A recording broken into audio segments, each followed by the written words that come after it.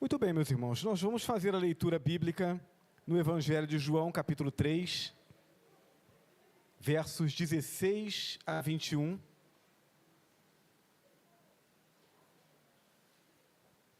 E nós vamos meditar no tema salvação, uma questão de fé. João 3, versos 16 a 21.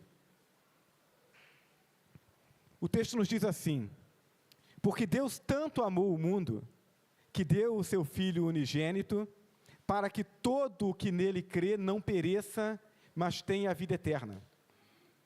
Pois Deus enviou o seu Filho ao mundo, não para que condenasse o mundo, mas para que este fosse salvo por meio dele. Quem nele crê, não é condenado, mas quem não crê, já está condenado por não crer no nome do Filho unigênito de Deus. Este é o julgamento.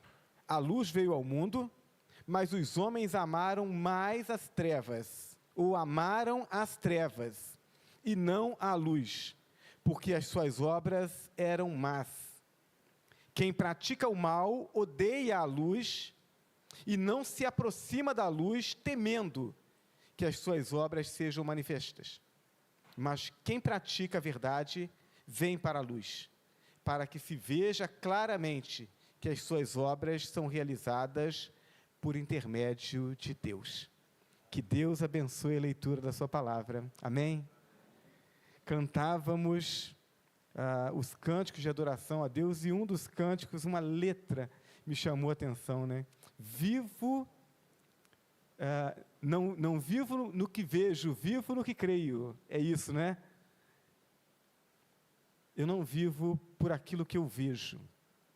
Eu não sirvo por aquilo que eu vejo. A Bíblia diz: se creres, verás a glória de Deus. Eu preciso crer, eu preciso confiar, porque existem muitas coisas que cercam a minha vida, a sua vida, que estão nesse âmbito espiritual e que nós não conseguimos ver, que nós não temos conhecimento. E, portanto, precisamos confiar na direção de Deus, no cuidado de Deus, para que Ele nos proteja e Ele nos conduza num caminhar seguro. Se eu esperar agir apenas a partir do conhecimento que eu tenho, pode ser que eu tenha grandes problemas. Pensando a respeito disso, eu me lembrava de algumas questões históricas que nos sinalizam para isso, problemas que podem nos acometer pelo fato de não termos todo o conhecimento e, por conta disso, não podermos agir de acordo com aquilo que é a verdade. Um físico alemão chamado William Conrad, acho que é assim que se pronuncia, foi o criador do raio-x.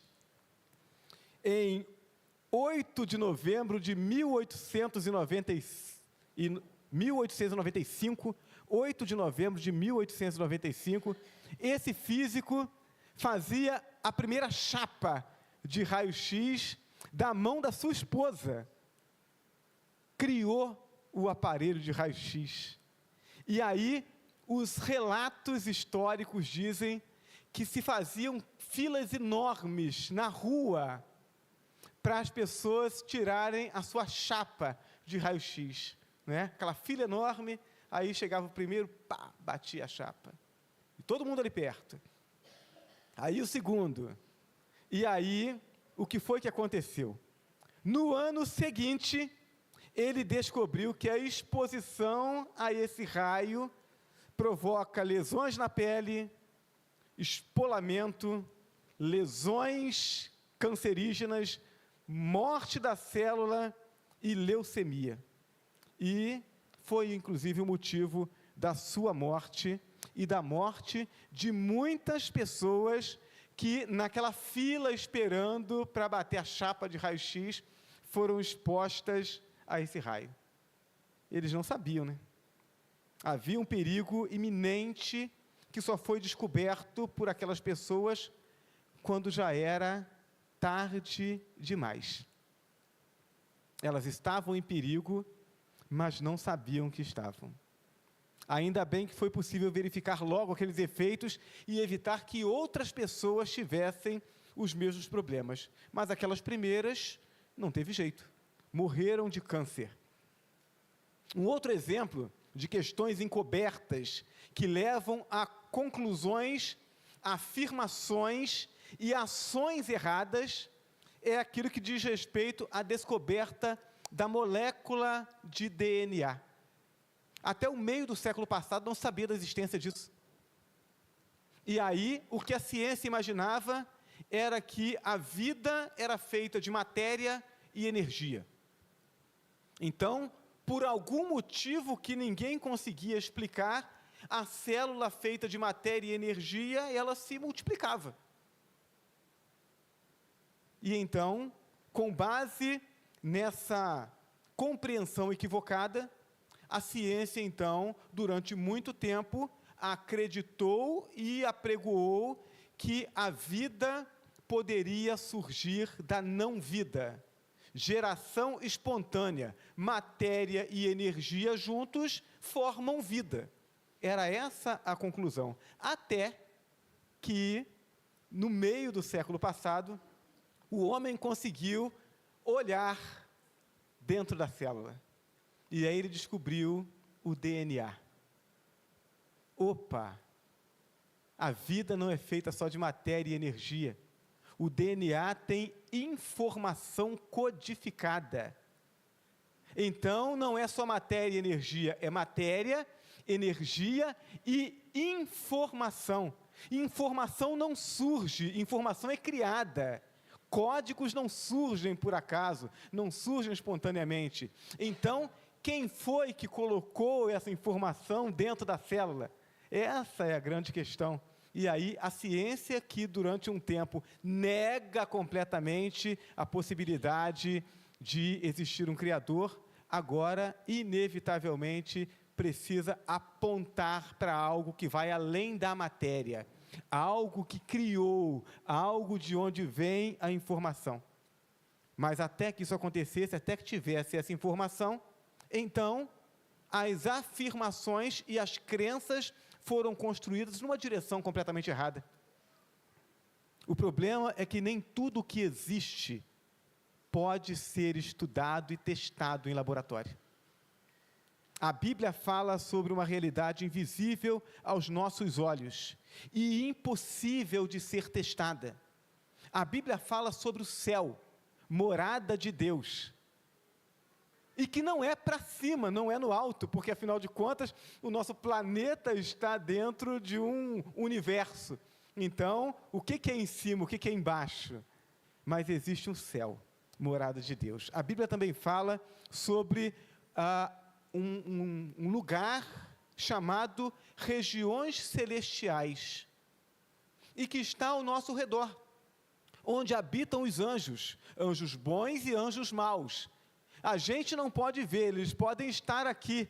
Não, eles têm, né, um aparelhozinho de camuflagem, aí a gente não consegue ver. Não, eles estão nesse lugar, nessa realidade, que a gente poderia chamar de quarta dimensão, mas é um lugar onde eles habitam, estão próximos a nós, mas nós não conseguimos ver, e não dá para testar isso em laboratório.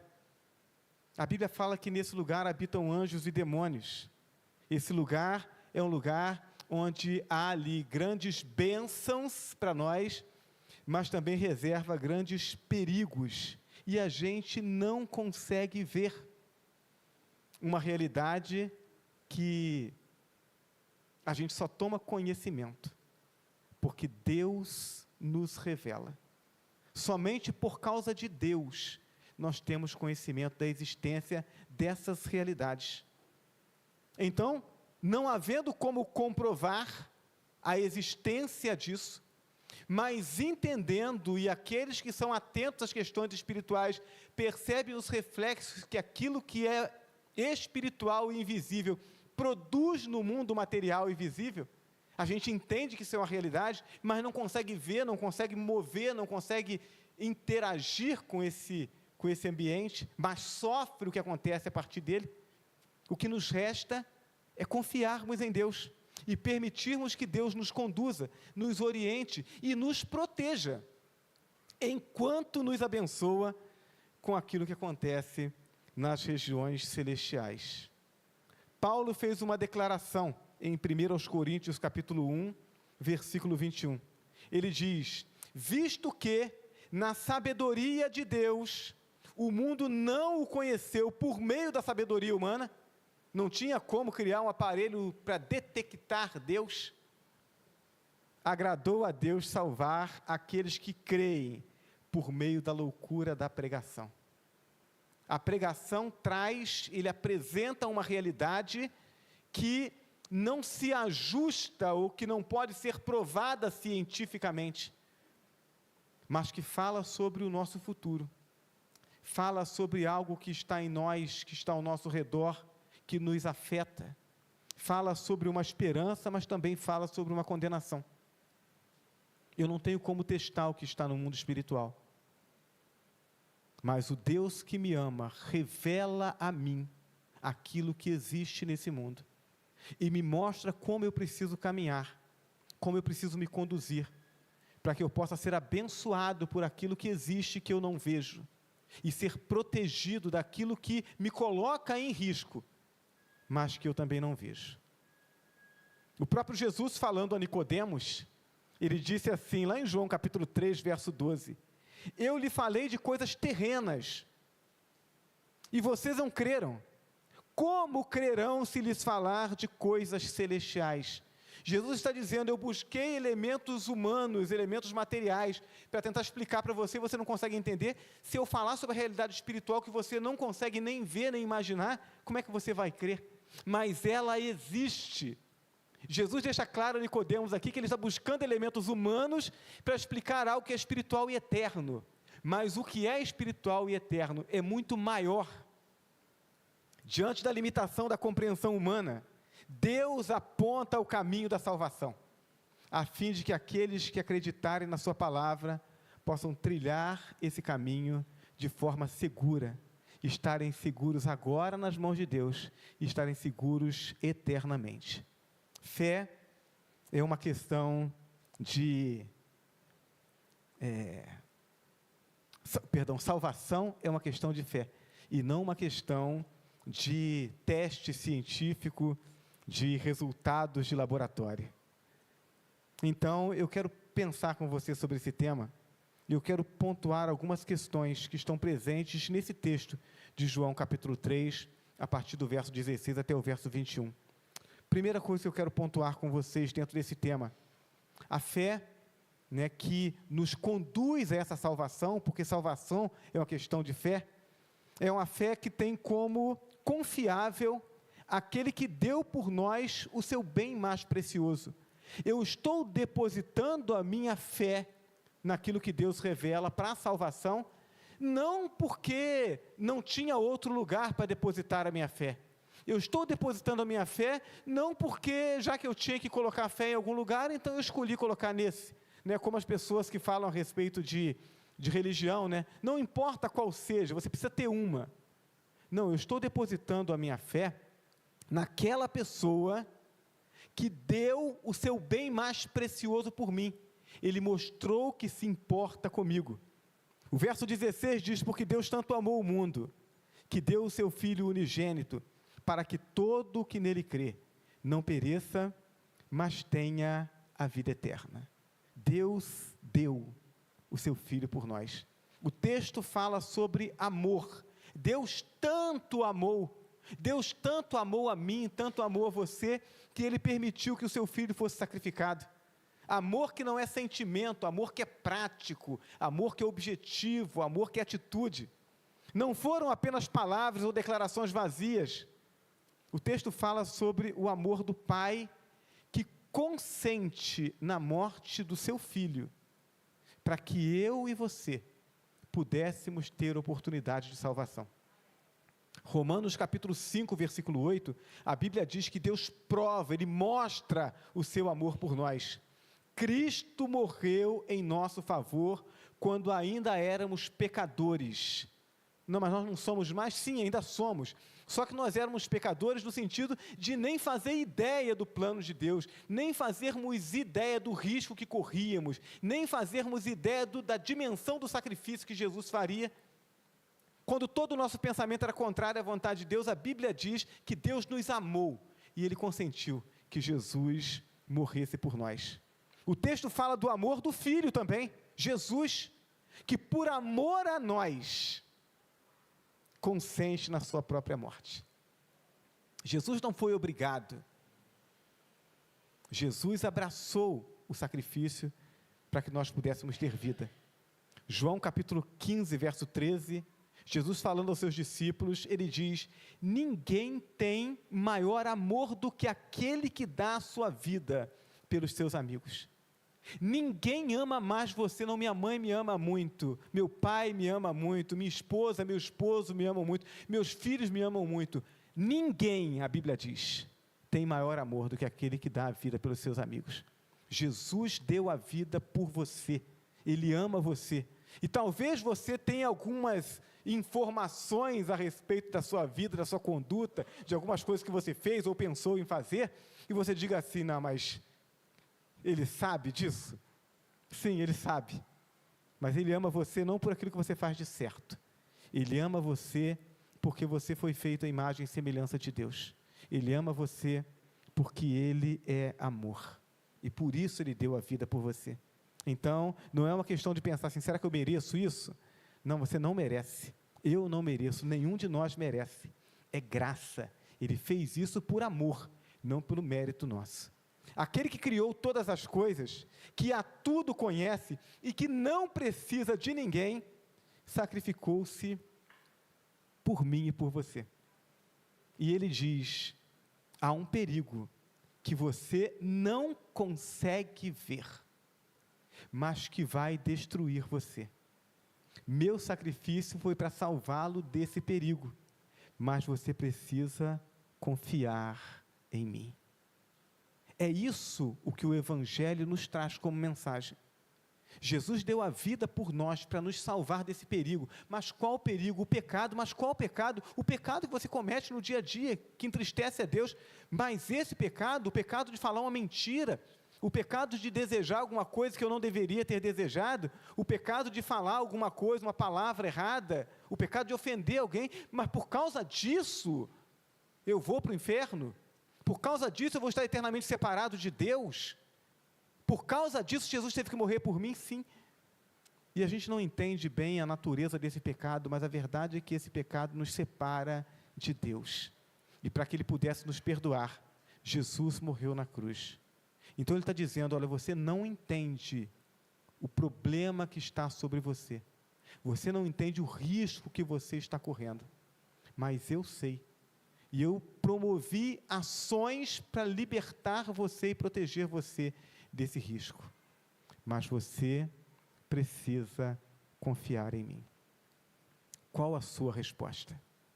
Você vai confiar sua vida nas mãos de Deus, para que Ele proteja você desse perigo que você não consegue ver, mas que Ele diz que é tão sério, que para que Ele pudesse proteger você, o Filho dele teve que morrer? Qual a sua decisão? Salvação é uma questão de fé. Fé, em segundo lugar, que vê em Jesus o Salvador e não o carrasco. Os nossos dias, nós temos uma sociedade que produz conteúdos que tentam nos fazer imaginar Deus como um carrasco, Jesus como um carrasco. Nós estamos aqui vivendo a nossa vida tranquilamente, e aí vem esse ser todo-poderoso e diz: se vocês não me obedecerem, eu vou destruir vocês.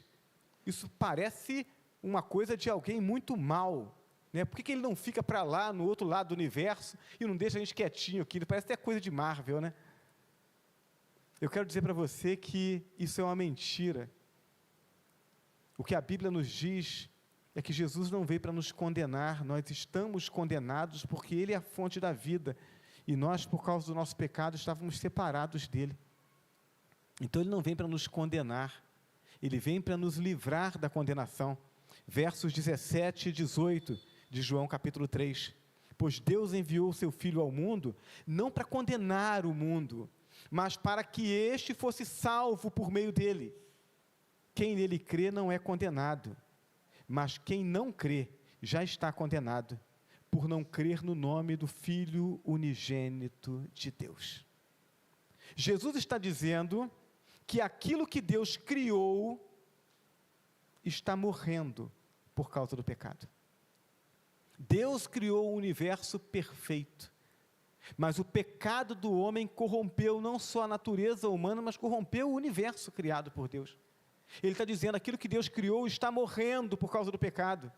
Ele está dizendo que cada ser humano está separado de Deus por causa do pecado, e que em algum momento essa separação será completa e eterna. Enquanto isso não acontece, há uma oportunidade. Enquanto isso não acontece, existe uma forma de eu me livrar dessa condenação. Jesus não veio trazer condenação.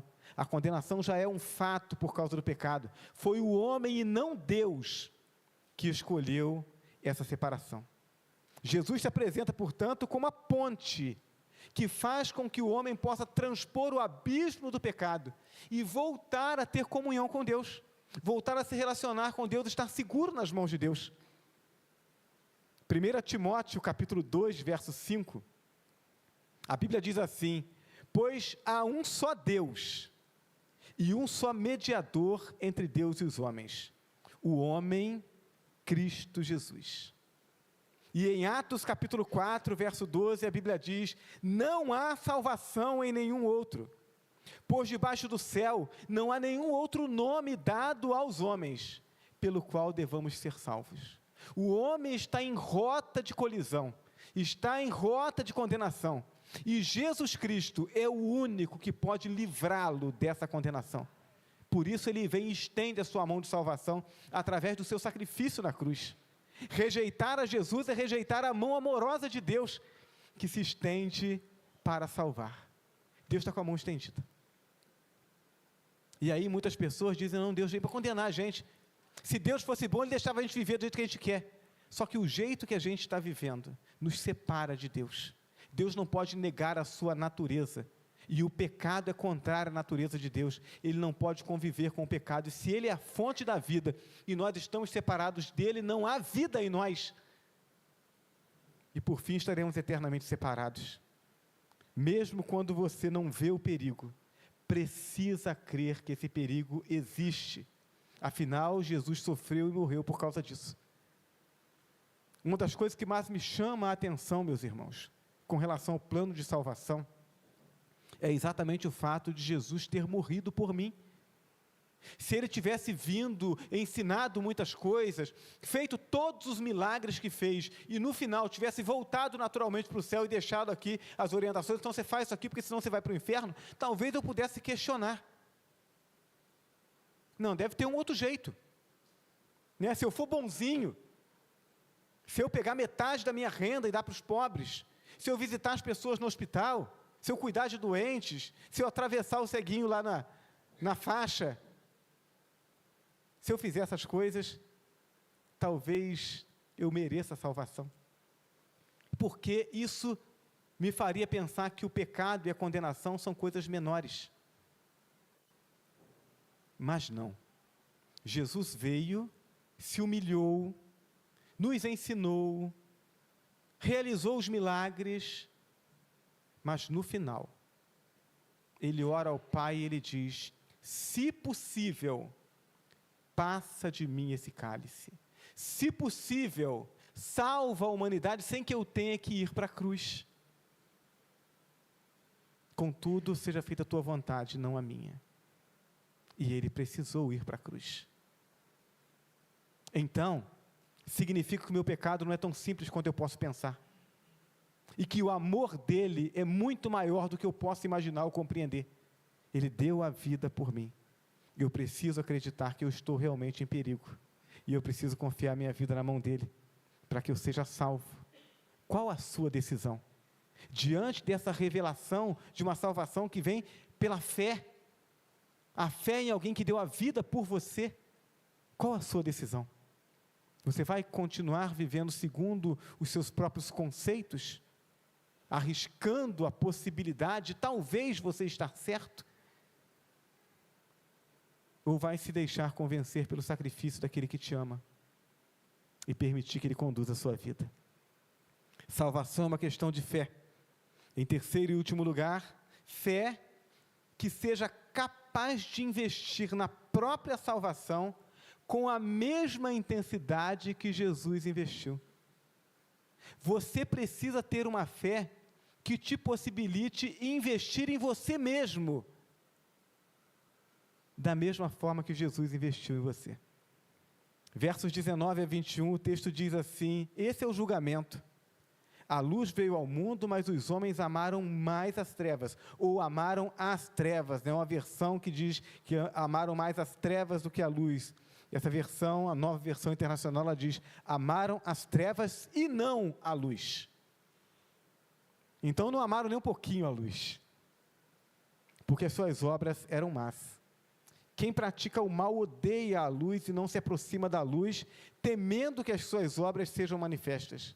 Mas quem pratica a verdade vem para a luz, para que se veja claramente que as suas obras são realizadas por intermédio de Deus. Eu quero a bênção de Deus, mas não quero o Deus da bênção. É isso que as pessoas têm dito no dia a dia. Quando a gente pergunta se elas creem em Deus, sim, elas creem. Quando a gente pergunta se elas fazem orações a Deus, elas dizem sim, que fazem. Mas quando a gente pergunta se elas conhecem a vontade de Deus para a vida delas, elas não conhecem e não estão interessadas em conhecer. Eu tinha um colega, inclusive, que ele dizia assim: olha, não me fale nada sobre a Bíblia, porque alguém já me disse que quanto mais a gente sabe, mais é cobrado, então eu não quero saber de nada. Eu não estou interessado em Deus, eu não estou interessado em viver uma vida santa, eu não estou interessado em saber o que está errado na minha vida para eu corrigir, eu só quero que Deus me abençoe. Só que não funciona assim. Eu preciso me amar tanto, a ponto de fazer por mim mesmo um sacrifício na medida que Jesus fez por mim. Os próprios discípulos de Jesus não entendiam a sua dedicação a eles e à humanidade, quando, ao invés de se apegar à vida com as suas possíveis conquistas, o povo de Israel queria fazer de Jesus o rei. Era só deixar a coisa acontecer, não é? E ele poderia usar o seu poder, como era a expectativa dos judeus. O Messias vem com o poder de Deus, e ele vai subjugar os nossos inimigos, e vai nos colocar como nação sacerdotal novamente sobre o mundo. Era essa a expectativa. Jesus podia ter feito isso, mas aí os discípulos olham ele com todo aquele poder, e ele decide, ao invés de desfrutar de todo aquele benefício, ele decide entregar a sua vida para ser crucificado, morrer por mim e por você. Nem os discípulos entendiam bem aquilo. A fé nos leva à mudança de hábitos, ao sacrifício da própria vontade, ao investimento nas coisas eternas, mesmo quando somos considerados loucos por aqueles que nos rodeiam. É isso que a fé faz. A fé faz com que eu ande na contramão desse mundo, porque agora eu sei a quem eu pertenço, agora eu sei os malefícios que estão por trás dos supostos prazeres desse mundo, agora eu sei que existe um céu e um inferno, e eu não quero ir para o inferno, eu não quero estar separado de Deus. Então, a fé faz com que eu mude meus hábitos, que eu me esforce.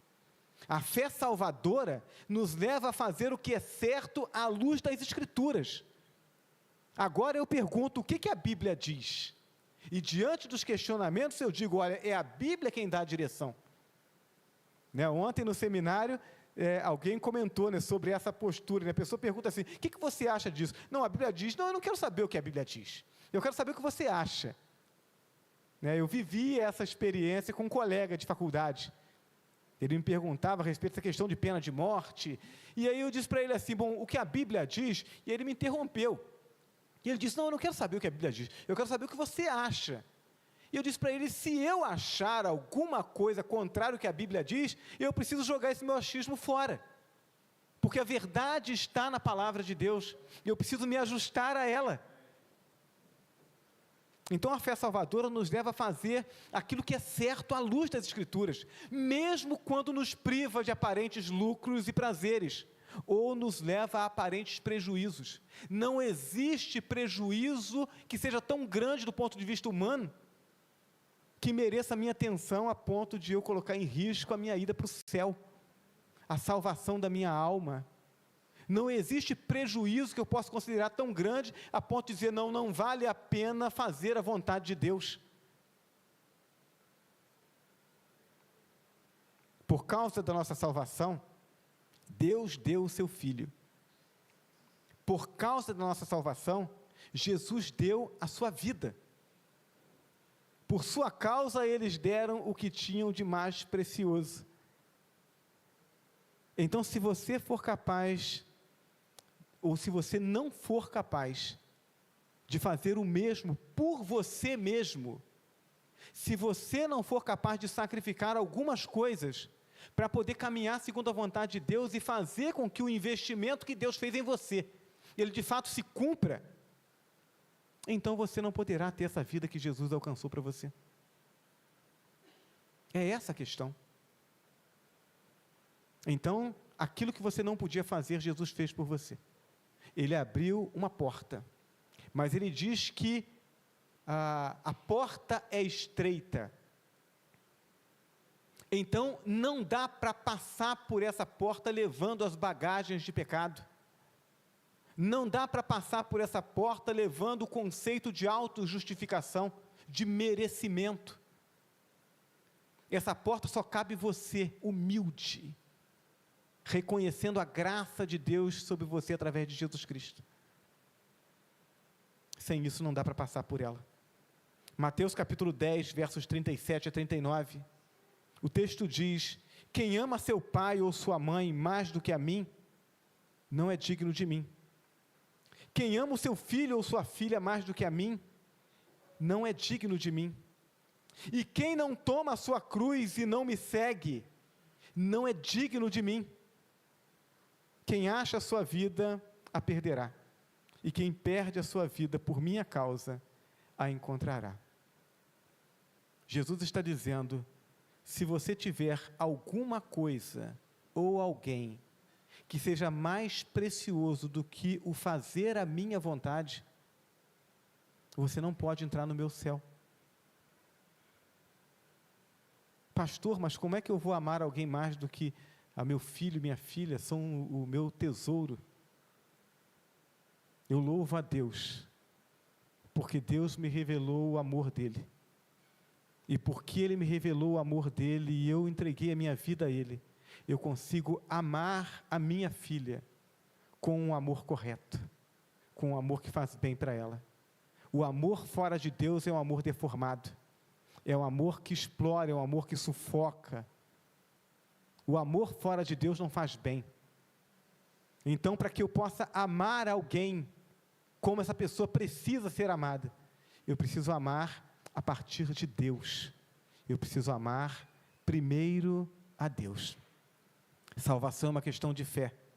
Você não tem como saber aquilo que está acontecendo no mundo espiritual, você não tem como dimensionar bem essa questão do pecado, mas o Deus que amou você, o Deus que deu a vida por você, Ele está dizendo, olha, eu dei a vida por você porque não tinha outro jeito de te salvar, mas eu só consigo te salvar se você entregar a vida a mim. Deus convida você à salvação. Qual a sua resposta? A resposta é individual. O pai não pode levar o filho não pode levar o pai, cada um dá conta de si. A pergunta é para você, não é para o seu cônjuge que talvez esteja do seu lado, não é para o seu pai que talvez quando você chegar em casa e disser para ele que você entregou a vida a Jesus, que ele vai te criticar. Eu me lembro quando eu cheguei em casa, na noite que eu tinha entregue o meu coração a Jesus, cheguei assim, coração saltando do peito, uma alegria, mas eu tinha 18 anos de idade, né? E aí, eu saía de casa, mas eu não levava a chave. Mamãe tinha que saber a hora que eu chegava em casa. E na hora que eu bati na porta, ela abriu a porta para mim. Antes de eu entrar, eu abri um sorriso e disse para ela assim, mãe, entreguei minha vida a Jesus. E ela olhou para mim séria e falou assim, você não vai ficar igual esse crente chato não, né? Seja igual fulano, citou o nome de um colega. que morava perto da gente, olha lá, ele não perturba ninguém, né? Não está na igreja mais hoje, né? Não perturbava porque, na verdade, não tinha nada de Deus nele. Talvez você tenha essa preocupação, né? O que as pessoas vão dizer? Eu quero dizer para você que aquela cara séria da minha mãe não me intimidou na minha caminhada cristã. E no final daquele ano, 25 de dezembro de 1988, quando eu fui conduzido às águas do batismo, minha mãe estava na igreja pela primeira vez. No dia 31, virada do ano, confraternização, minha mãe estava na igreja a segunda vez. E no primeiro domingo de janeiro de 1989, minha mãe estava entregando a vida a Jesus. A salvação entrou na minha família, porque eu não me intimidei, eu criei no cuidado de Deus. Deus quer cuidar de você, Ele quer cumprir o propósito dEle na sua vida, e quer fazer de você luz no seu lar, na sua família, na sua comunidade. Mas primeiro você precisa permitir que Ele acenda a luz dEle em você, através da salvação. Eu quero convidar a igreja a fecharmos nossos olhos, nós vamos orar. E eu quero dar a você essa oportunidade de fazer a sua entrega a Jesus. Talvez você diga, pastor, olha, eu entendi, meu coração está apertado aqui, eu preciso resolver isso, mas eu não sei como. O complicado Deus já fez. Ele só precisa que você o autorize a entrar na sua vida. Ele não vai entrar sem a sua autorização. Você precisa orar a Ele, você precisa dizer que você reconhece que é pecador, que você não quer mais viver assim, que você quer o milagre dEle na sua vida, que você quer ser filho dEle, quer viver segundo a vontade dEle. Você quer fazer essa oração? Quer entregar a sua vida a Jesus? Ore comigo assim. Senhor Deus, obrigado por ter me trazido a esse lugar nessa noite. Obrigado por ter me ajudado a entender que existem coisas, muitas coisas, que eu não consigo ver e não consigo entender, mas que são sérias e me colocam em risco. Obrigado porque o Senhor falou ao meu coração nessa noite, e eu entendi o seu amor. Eu ainda não entendo a dimensão desses riscos, mas eu entendi o seu amor, e eu entendi que o Senhor quer cuidar de mim, quer me proteger. Eu quero essa proteção, Senhor. Então eu reconheço que eu tenho feito escolhas contrárias à tua vontade. Talvez esteja fazendo muito mais escolhas contrárias à sua vontade do que eu tenho compreensão nesse momento, mas eu não quero mais viver assim. Eu quero viver uma vida santa na tua presença. Eu quero viver de mãos dadas com o Senhor.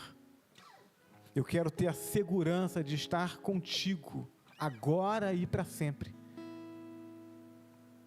Eu reconheço o sacrifício de Jesus como o sacrifício feito no meu lugar.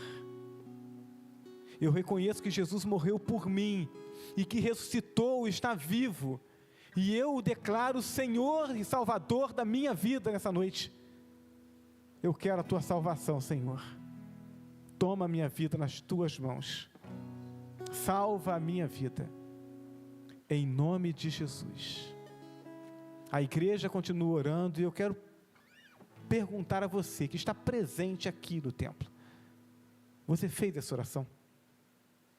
Fez com sinceridade, um desejo de que Deus operasse esse milagre em você? Porque se você fez essa oração, o milagre já aconteceu. A Bíblia diz que todo aquele que invoca o nome do Senhor será salvo. Mas eu gostaria de conhecer você. Eu gostaria de me alegrar com você e caminhar com você. Essa igreja quer ser a sua família espiritual, quer caminhar com você. Então, se você fez essa oração, se você deseja Jesus em sua vida, eu quero convidar você, onde você está, a levantar a sua mão. Alguém nessa noite que fez essa oração, que entregou a vida a Jesus, levante a sua mão, eu quero orar por você. Alguém? A gente não vai se estender nesse apelo, não pode ser um constrangimento, tem que ser algo feito com alegria. Mas eu lutei muito nesse momento, até fazer a minha entrega a Jesus, mas perdi tempo, Eu não gostaria que você perdesse tempo. Jesus quer alcançar você hoje. Você quer entregar a sua vida a Jesus nessa noite? Levante a sua mão, eu quero orar com você. Alguém? Talvez nós tenhamos alguém do outro lado da transmissão. Talvez na sala da sua casa, talvez no banco do carro, não sei onde, mas assistindo, participando dessa transmissão e nesse momento fez a sua entrega a Jesus. Entre em contato conosco depois. Nós queremos cuidar de você, não importa onde você esteja. A gente vai ajudar você a caminhar na sua vida espiritual. Somos família, todos nós, os que um dia confessamos Jesus como nosso único e suficiente Salvador e Senhor. Amém? Louvado seja o nome do nosso Deus. Eu quero convidar os nossos diáconos para que estejam aqui à frente. Nós vamos passar para o segundo momento do nosso culto, que é o momento da celebração da ceia.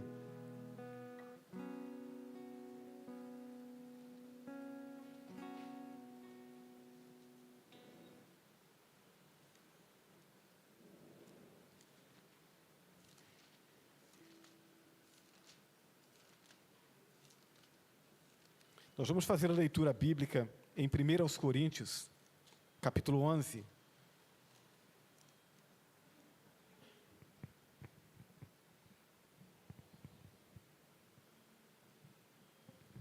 A partir do verso de número 23.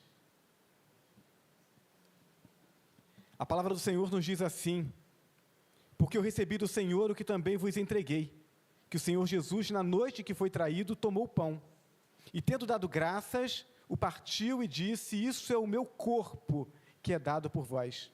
Fazei isto em memória de mim. Por semelhante modo, depois de haver ceado, tomou também o cálice, dizendo: esse cálice é a nova aliança no meu sangue. Fazei isto todas as vezes que beberdes em memória de mim. Porque todas as vezes que comerdes este pão e beberdes o cálice, anunciais a morte do Senhor, até que Ele venha. Quando nos reunimos como igreja para celebrar a ceia, celebramos esse memorial que Cristo instituiu para a sua igreja.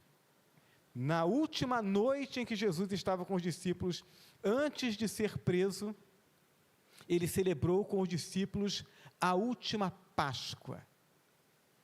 A Páscoa que era o símbolo da libertação que o povo de Israel havia recebido de Deus quando foram libertos do cativeiro lá no Egito. E anualmente celebravam e ainda celebram os judeus, os israelenses ainda celebram a Páscoa, anualmente, como um estatuto perpétuo, se lembrando e contando para as gerações seguintes aquilo que Deus fez. Mas aí Jesus diz: a salvação que eu estou trazendo, ela não é apenas para o povo de Israel, mas é para todos quantos ouvirem o meu evangelho e abrirem o coração para a minha salvação. Então a Páscoa não pode mais ser o símbolo. Além disso, o cordeiro que foi sacrificado na Páscoa era apenas um símbolo, era uma sombra daquilo que havia de vir. E ele diz: eu sou o Cordeiro de Deus que tira os pecados do mundo. Por isso Jesus institui um novo símbolo, a ceia.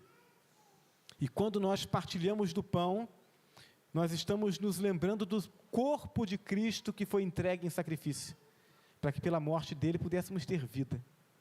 Quando tomamos do cálice, do suco de uva, nos lembramos do sangue de Cristo derramado na cruz, o sangue através do qual nós temos a purificação dos nossos pecados e podemos estar novamente em comunhão com Deus. Então, a igreja precisa se reunir sistematicamente em obediência à ordenança de Cristo para celebrar a ceia. Mas quando a gente celebra essa ceia, a gente espera que alguma bênção especial nos alcance através do pão ou através do suco de uva? Não. Esses elementos não vão trazer nenhuma bênção para mim e para você. A bênção já está em nós. Nós já cremos em Jesus Cristo, o Espírito Santo de Deus habita em nós, estamos salvos. É apenas uma ordenança, apenas um memorial, uma lembrança, um símbolo daquilo que Cristo fez por nós. Mas precisamos fazer isso sistematicamente, porque Ele nos ordenou. Precisamos fazer isso sistematicamente, porque precisamos anunciar a morte dEle até que Ele venha. Então, quando nos aproximamos dos elementos da ceia, o que nós precisamos fazer é olharmos para dentro de nós, para aquilo que os outros não conseguem ver, mas que determina a nossa maneira de lidar com Deus e com o reino de Deus. E então perguntarmos: nós estamos sendo fiéis àquilo que Cristo nos propôs? Nós estamos vivendo uma vida realmente comprometida com aquilo pelo que Cristo morreu? Nós estamos investindo na igreja como corpo de Cristo, para através dela revelar o amor de Deus a esse mundo? É assim que nós estamos vivendo? Ou tem alguma coisa desajustada na nossa vida? Se tem algo desajustado, esse é o momento de você confessar a Deus, de você dizer: Senhor, olha, eu não estou agindo corretamente nessa área da minha vida, mas eu não quero continuar assim. Eu quero pedir perdão ao Senhor. Eu quero me comprometer diante do Senhor a consertar isso. Eu peço que o Senhor, através do seu Espírito que habita em mim, me ajude. Esse é um momento de reflexão, é momento de quebrantamento, é momento de conserto.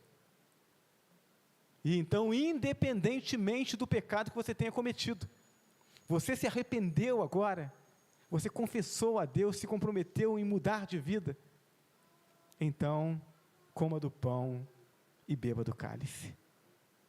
Celebramos a ceia, que é um memorial, não é sacramento, você não vai receber nenhuma bênção especial por ela. Celebramos a ceia que é livre, portanto não apenas os membros dessa igreja, não apenas os membros de outras igrejas batistas, mas qualquer crente em Jesus Cristo, que creia unicamente em Jesus como fonte de salvação, como o único Senhor e Salvador, que tenha sido devidamente batizado em nome do Pai, do Filho e do Espírito Santo, e que esteja vivendo em plena comunhão com a sua igreja, pode participar conosco dessa celebração. Você é nosso irmão em Cristo, você é muito bem-vindo na nossa celebração. Então nós vamos entoar um hino de louvor ao nosso Deus, e enquanto cantamos, os elementos serão distribuídos. Coloque sua vida diante do Senhor, e celebre a sua morte que nos trouxe vida, em nome de Jesus.